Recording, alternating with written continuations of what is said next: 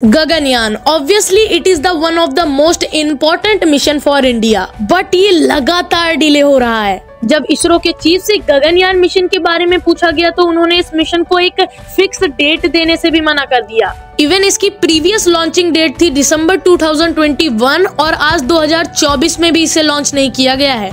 And 21 अक्टूबर 2023 को एक safety testing की गई थी गगनयान की, उसे भी एज अ फेलियर कंसीडर किया गया है। और इतना ही नहीं, कल की आई कंपनीज जैसे कि स्पेसएक्स और ब्लू ओरिजिन अपने एस्ट्रोनॉट्स को स्पेस में भेज रही हैं, लेकिन हमारा इसरो ऐसा क्यों नहीं कर पा रहा है? आइए आज की इस वीडियो में जानने की कोशिश करते हैं। Space mission Gaganyaan. The Indian Space Research Organization is ready to return to the launch pad. Let's get you our curtain raiser right now. The mission Gaganyaan is now slated to launch. Congratulations, Dr. Somnath.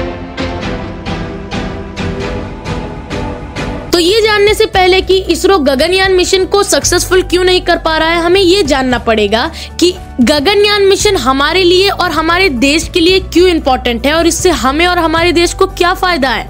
और हमें इस चीज को जानने के लिए थोड़ा सा पीछे चलना पड़ेगा। 3 अप्रैल 1984 इस साल पहली बार कोई भारतीय स्पेस में जाने वाला था।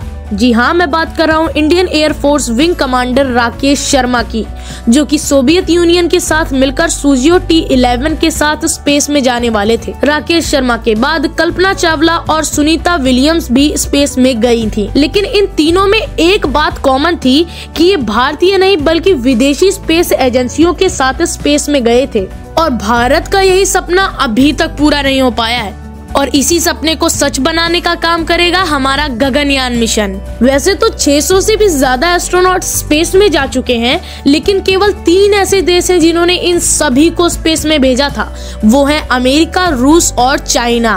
और अगर भारत का गगनयान मिशन सफल हो जाता है, जो कि जरूर होगा, तो हमारा देश ऐसा करने वाला चौथा देश बन जाएगा। वैसे तो 1961 में ही अमेरिका और रशिया ने इस उपलब्धि को हासिल कर लिया था, लेकिन 12 अक्टूबर 2003 को चीन ने भी सुजियो 5 मिशन के तहत यांग ली को अंतरिक्ष में भेजा। और भारत के एक्स चेयरमैन नायर जी को अमेरिका का अपोलो, रशिया का वॉस्टॉक और चाइना का सुजियोन देख के ये आइडिया आया कि वो भी गगनयान जैसा मिशन हमारे भारत के लिए कर सकते हैं। पहली बार ये आइडिया 2006 में आया और 2007 में इसे ऑफिशियली अनाउंस भी कर दिया गया। लेकिन इससे एक कॉमन सा सवाल ऑब्वियसली उठता है कि आखिर 18 साल बाद भी इसे क्यों लॉन्च नहीं किया गया।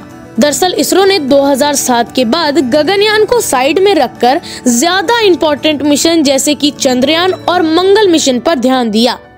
अब इसके पीछे की वजह यही थी कि स्पेस में सैटेलाइट को भेजने और इंसान को भेजने में जमीन आसमान का फर्क होता है, क्योंकि अगर सैटेलाइट मिशन फेल हो गया तो सिर्फ पैसों का नुकसान होता है, लेकिन अगर ह्यूमन मिशन फेल हो गया तो हमें इंसानी जान से भी हाथ धोना पड़ता है। और इसरो ये नहीं चाहता कि इसी तरह से वो भी अपने एस्ट्रोनॉट्स की जान को खतरे में डाले, क्योंकि ऐसी चीजें इतिहास में पहले कई बार हो चुकी हैं। For example 1 February 2003 space shuttle Columbia disaster, 28 January 1986 the space shuttle Challenger disaster.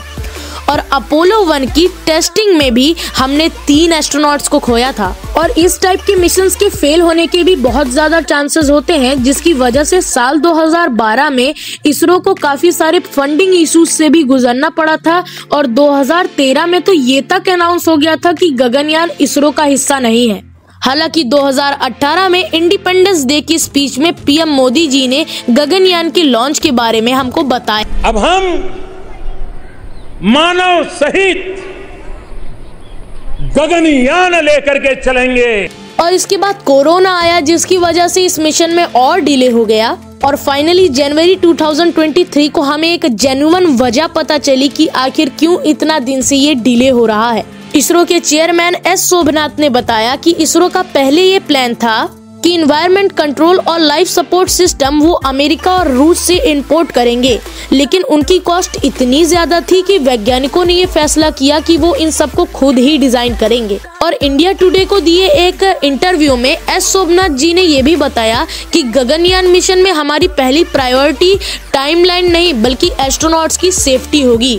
और इसीलिए इसरो इतने सारे टेस्ट मिशन कर रहा है और अपने गगनयान मिशन के लिए एक सेफ्टी सिस्टम भी अलग अलग से बनाया है, जिसकी वजह से एस्ट्रोनॉट्स की जान को कोई भी खतरा ना हो। और 2007 में गगनयान मिशन की अनाउंसमेंट के बाद इसरो ने अपना सारा ध्यान अपनी लॉन्चिंग स्ट्रेटेजी को बेहतर बनाने की ओर केंद्रित कर दिया, जिसके बाद उसने चंद्रयान 1 मिशन से ये कंफर्म भी किया। उसके बाद पहले ही अटेम्प्ट में ऑर्बिटर को मार्स के ऑर्बिट में प्लेस कर ये भी साबित कर दिया कि भारत भी कॉम्प्लेक्स से कॉम्प्लेक्स मिशन बिना किसी की मदद के पूरा कर सकता है। And after that 15 February 2017 in a single launch ISRO ने 104 सैटेलाइट्स को उनकी फिक्स जगह पर प्लेस किया। और इससे उसने दो बातें कंफर्म की कि पहले तो रॉकेट की जो वेट कैपेसिटी है वो बहुत ज्यादा है, और दूसरी ये कि हमारी मैथ कैलकुलेशन भी बहुत ज्यादा एक्यूरेट है। यानी इन तीनों मिशन के बाद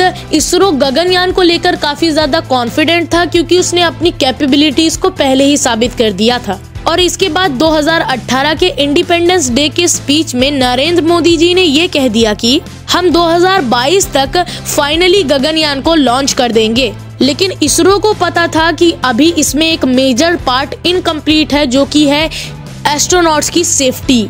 और इसी चीज पर काम करते हुए इसरो ने एक सेफ्टी सिस्टम भी खुद डिजाइन किया, जिसका नाम रखा गया क्रूस्केप सिस्टम। बेसिकली इस सिस्टम में दो चीजें इंक्लूडेड थी, एक क्रू मॉड्यूल और दूसरे पैराशूट्स। और उसके बाद इसरो ने ये टेस्ट किया कि आखिर लॉन्च के दौरान अगर रॉकेट फट गया तो वहाँ पर बैठे एस्ट्रोनॉट जिंदा बचकर कैसे वापस आएंगे। और इसीलिए साल 2017 में अपनी सारी टेक्निकल कैपेबिलिटीज को टेस्ट करने के बाद तुरंत बिना टाइम गवाए 5 जुलाई 2017 को गगनयान का पहला पैड अबॉर्ट टेस्ट किया गया, जहां पर इसरो के वैज्ञानिकों ने लॉन्च पैड पर ही ब्लास्टिंग सिचुएशन को सिमुलेट किया, ताकि वो ये जान सके कि ऐसी सिचुएशन में सीएस किस तरह से रिएक्ट करेगा। और जैसे ही सीएस को इस बारे में पता चला कि रॉकेट ब्लास्ट हो चुका है, तो उसने तुरंत ही अपने आप को रॉकेट से अलग कर बिना किसी नुकसान के सेफली लैंड किया।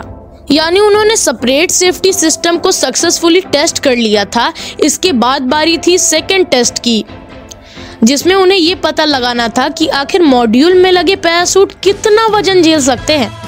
और इसीलिए पैराशूट से मॉड्यूल को कनेक्ट कर 8 एफिल टावर की ऊंचाई से नीचे फेंक दिया गया। और ये टेस्ट किया गया 18 नवंबर 2022 को।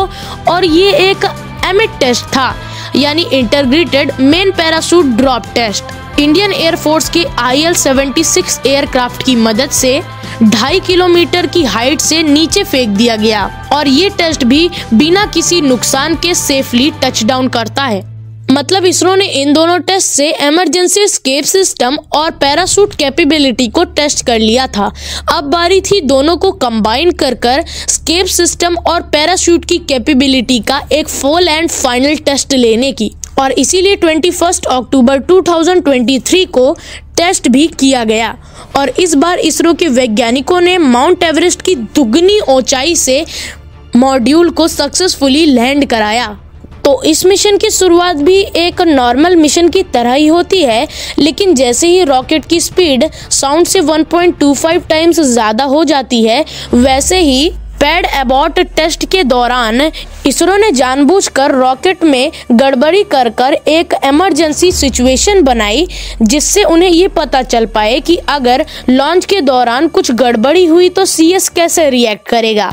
और एज एक्सपेक्टेड जैसे ही इमरजेंसी की सूचना मॉड्यूल को मिलती है, वो तुरंत ही लॉन्च व्हीकल से अलग हो जाता है और खुद दूसरे रास्ते पर निकल पड़ता है। लेकिन ऐसी सिचुएशन में कई बार मॉड्यूल्स को लैंडिंग के लिए सही अलाइनमेंट नहीं मिल पाती, और यही सही अलाइनमेंट देने के लिए इसरो ने मॉड्यूल के अंदर HEM भी लगाया है, जो कि उस समय मॉड्यूल को एक सही वे में अलाइन कर देता है।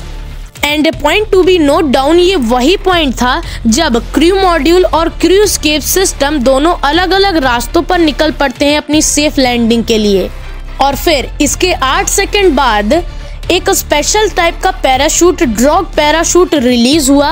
और इसके बाद मॉड्यूल इन सभी मिशन के सबसे सेंसिटिव पार्ट में घुसा, जहां पर एक थोड़ी सी भी गलती पूरे मिशन को बर्बाद कर रख सकती है।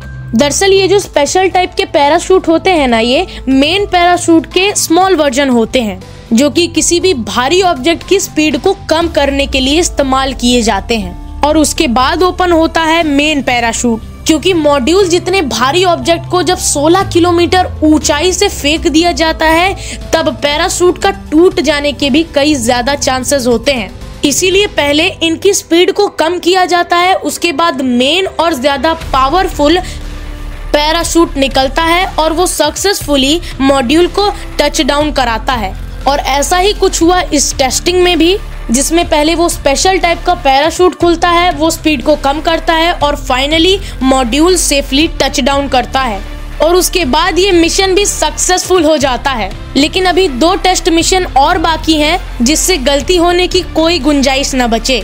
देखिए, अभी इन सारे सिस्टम को इसरो ने रेंडमली टेस्ट किया है, लेकिन अब कुछ टाइम बाद इसरो ऐसे रोबोट्स को भी डेवलप कर रहा है जिनके साथ वो ये मिशन करेगा और पता लगाने की कोशिश करेगा कि अगर इंसान इसमें बैठता है तो क्या वो सेफ रहेगा या फिर नहीं।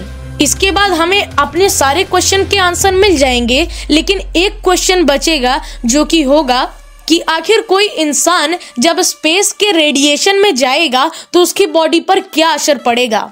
इसके लिए अलग से एक रोबोट डेवलप कर रहा है इसरो, जिसका नाम है वोयोमित्रा। और इस ह्यूमनॉइड रोबोट को अर्थ के ऑर्बिट में भेजा जाएगा, जहां से वो ये डाटा हमें बताएगी कि अगर इंसान इस रेडिएशन में होता तो उसकी बॉडी पर क्या असर पड़ता।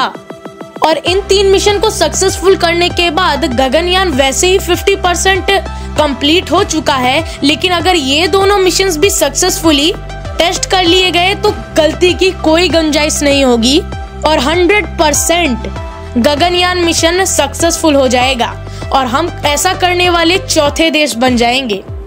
और ये भी इसरो के लिए एक नया और बहुत बड़ा माइलस्टोन होगा, जैसे कि चंद्रयान 3 और आदित्य L1। अगर आप इन मिशंस के बारे में कुछ और जानना चाहते हैं तो मेरी इस वीडियोस को देख सकते हैं, जिनकी लिंक नीचे डिस्क्रिप्शन और ऊपर आई बटन पर दे दूंगा। तो बस आज की वीडियो में इतना ही। मिलता हूँ मैं आपसे किसी और वीडियो में किसी और नए टॉपिक के साथ। तब तक के लिए जय हिंद।